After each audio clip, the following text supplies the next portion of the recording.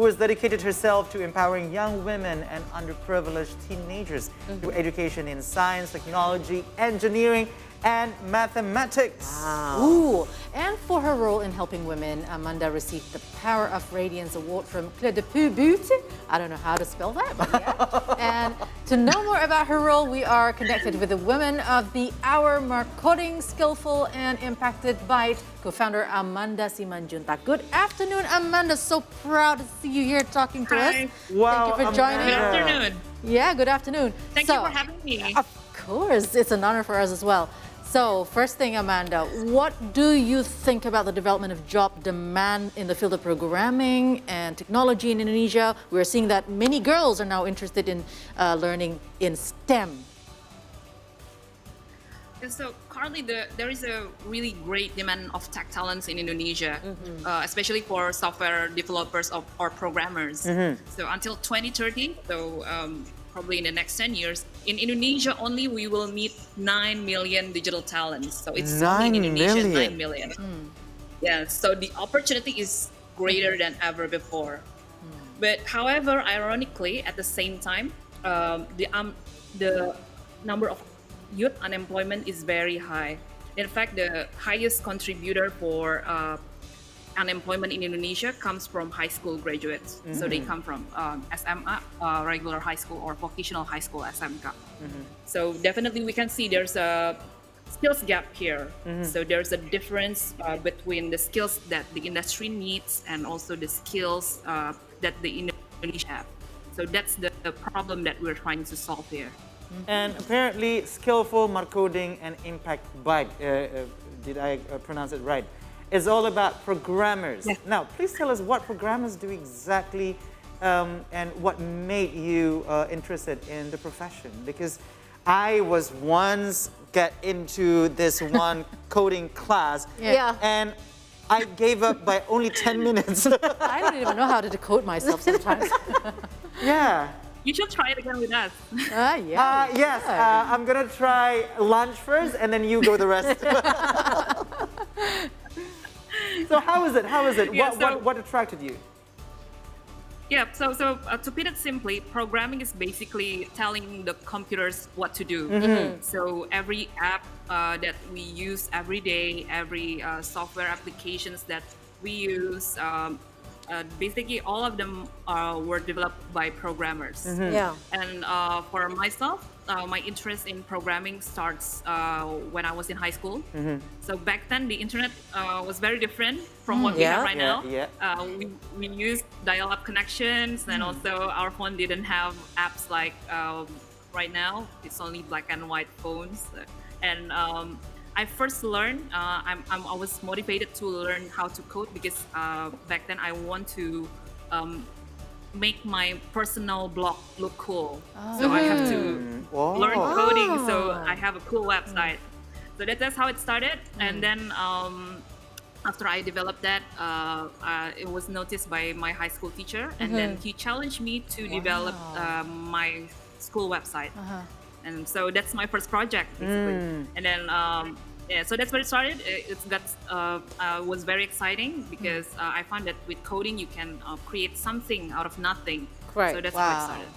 Yeah. And you know what? I mean, Amanda, like, I think I learn about programming right now because of my children and, you know, their friends and, you know, his friends, because I have 2 boys and they love to play Roblox, by the way, right? So these games are about programming like, you know, houses and whatnot. And then I asked one of my son's friend, and I asked her, like, why do you like Roblox so much? Like, one day, auntie, I want to make this such a, you know, game. Like, I don't want, you know, just playing games, so I want to create a game. And I'm like, goodness. They're only 5 years old. Wow. Like, where has Mama K been? And I'm kind of lost in translation when I talk to them. Yes. Just like when, you know, Hans just asking you about Skilvul, Markoding, and Impact Byte. It was just right there, and I'm like, okay, what is that? I think it's right for me to ask you. Can you tell us the difference between all of that, Amanda? Yeah. So we are Skilvul Group. So we are a social enterprise group that consists of a few entities. But basically, we have one mission, which is to empower youth in Indonesia with relevant skills and also to close the skills gap in Indonesia.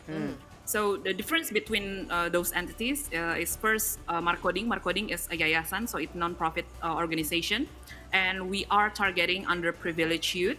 Okay. And also our program is free because we are targeting those who have KJP and KIP or a government subsidiary card. So that's for Markoding. And for Impact Byte is a coding bootcamp and also digital skills bootcamp. So we are providing solutions for commercial solutions for professionals and also for corporates. So that's Impact Byte. And lastly, Skilvul is the last product that we launched during this pandemic 2 years ago. It's an online platform to learn coding and also digital skills. So we provide free online courses and also digital skills program. Wow. Programs. Very interesting. You're such a small woman with a big heart and big brain. Yeah, you How can. can you pack that up? It's very effective. It's very efficient. Teamwork. Yeah, but I mean, this next question, I think I'm quite hopeful that in the future, programmers have a very bright future. In fact, Kay was telling you about the boys loving Roblox. I think that's the first interface to have the metaverse, Right. Maybe they're going to be the first That's batch the first. people that are going to be That is recruited right. by metaverse. So how promising is it to be programmers in the next future? And what about the salary? Is it going to be Yes, decent as well? I want to know because this is such a difficult work to do, such a difficult Right. job to do. Yeah. So, is it promising? It's a big yes. It's very, very promising. Yeah, because currently, as we all know, every company in Indonesia are going through digital transformation. Even right now, those who sell coffees and also sell small shops, warung, they use an app for that. Right? So all those companies will eventually need programmers, software developers, and also other digital talents. And even I can say that currently our own company, currently we need programmers. We need more programmers. Ooh, open for so yeah, jobs. it's very, very promising. And in terms of salary, the standard is very high at the moment because the demand is high and the supply is very low, I would say. Yes. And based on our, even based on our graduate experience, a junior programmer who just graduates from our bootcamp, so he didn't have an IT background previously, and then he joined our bootcamp for 2 months, and then after he graduated, he managed to get a starting salary as high as 2 times of minimum wage in Jakarta. So Wow, you want to change your mind, Hans. it's very, very, very good. Yeah. Yeah, he wants to stretch his head and try that. Yeah, I know. Coding. Yeah. I don't know if I still could stretch my brain even bigger than what I have now. But Amanda, in establishing Markoding, you also empower marginalized Indonesian students, the underprivileged ones, like you mentioned before. Can you tell us a story behind it? How did it start? What actually triggered you? Sure. So it was back in 2017. So back then I was volunteering as a math and English teacher for underprivileged youth at a shelter in Cilincing. So Cilincing is an area, a slum area, about an hour from Indonesia. From Jakarta. So even though it's only 1 hour from Jakarta, but the situation is very, very different. I agree. It was a slum area compared to the city center. But the interesting fact is, even though it has a severe poverty level, we can find quite a lot of number of internet shops or warnet. Yeah. So we can find the underprivileged youth. They are playing online games, or maybe they are watching YouTube tutorials.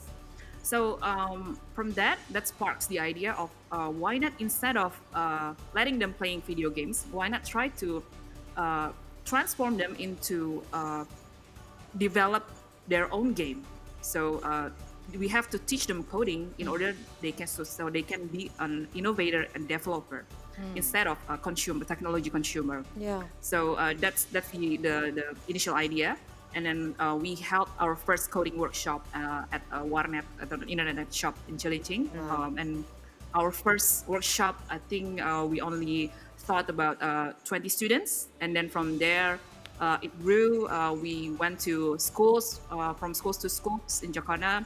And then until now, because of the pandemic, so actually the pandemic is like a blessing in disguise because we managed to bring our program online. Yep.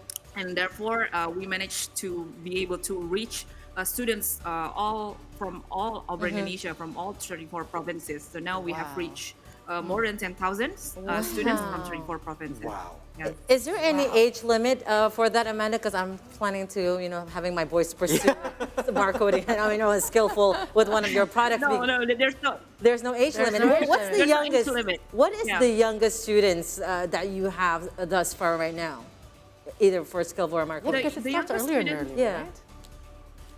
Yes, as long when they can start to read and write, then they can start to learn coding. Yeah, even before that, they can try to learn coding through puzzles and also games. I see. That's why for like motoric senses and whatnot, our children's have always been, using that cubes and puzzles and whatnot.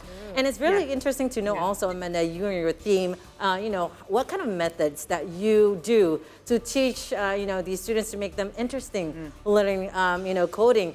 As Hans previously said, it only took him 10 minutes to I tried it too. I tried one of their games too, and I'm like, this is kind of hard for mommy. When you do, it's only arrow right, arrow up, arrow. I was like, this is not easy. But it seems for the Generation Z, this is something that's very interesting for them.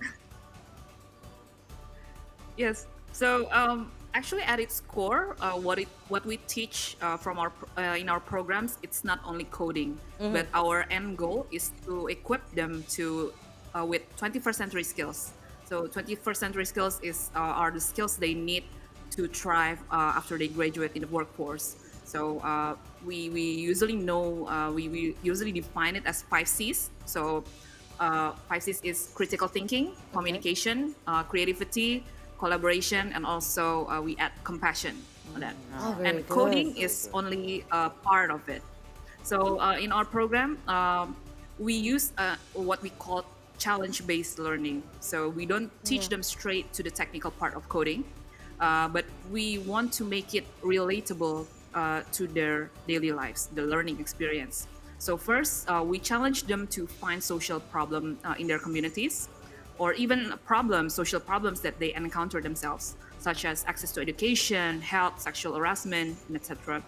And then based on the problems, we will teach them to formulate digital solutions in the form of mobile apps, websites, or games to solve the problems. And then finally, after they formulate the solution, they will learn coding to develop the real product, the real digital product. So using this method, they will not only learn about coding itself, not only the technical part, but they will also know what they can make with using coding, how to use technology ethically, and also how to use coding to create positive impact in their community. All right, so we're very interested. I mean, you are somebody who's definitely, very much needed to be given an award, and congratulations, you got the award from Clé de Peau. And I want to know, I mean, Indonesia, maybe half of our country areas in Indonesia have not yet been touched by the internet, right? So how do you get to those people in the remote areas? They probably don't have any, gadgets, or do they need computers, or do you have any other techniques to teach them at an early stage without gadgets? So for those, yes, for those in remote areas, we were working with the government, the Ministry of Education, and also we are working with organizations, UN organizations like UNICEF, and because we were working with them, and we are able to reach directly to schools. So then we try to train the teachers first, and then for those students who don't have any gadget or they don't have any internet access, they will be provided with internet access at their school computer lab. So that's what we're trying. That's one of our solution that we're trying to provide to solve the digital divide problems. But currently I know it's still not enough. We're still currently working on a few other solutions, other innovations as well, so we can provide an accessible tech education for everyone in Indonesia, for every student, including those in remote areas. All right. Thank you so much. So Amanda, inspiring. Simandjuntak. And keep empowering people Yes. as well. Wow, it is amazing that you can actually explain to us in a very light words. way. Yes. Yeah. Although it's a very heavy topic and also quite difficult for us, the early generation, to learn. Yes. But as we can see, that generation is forever be constantly changing, Right. Yep. and we have to keep up with the challenges as well. Yeah. And also, we thank you, Amanda, so much for Thank you being very much. It's an able honor to to be help here. the underprivileged kids and the unfortunate areas in Indonesia. And also, we hope the best for you and also your Thank you. advocations in helping the children. Thank you Yes. so much. He is stunning. Thank you, Amanda. Thank you so much for You're- Thank you so having much. me. Yes, thank you. We'll see you again soon. Thank you. You have a great one.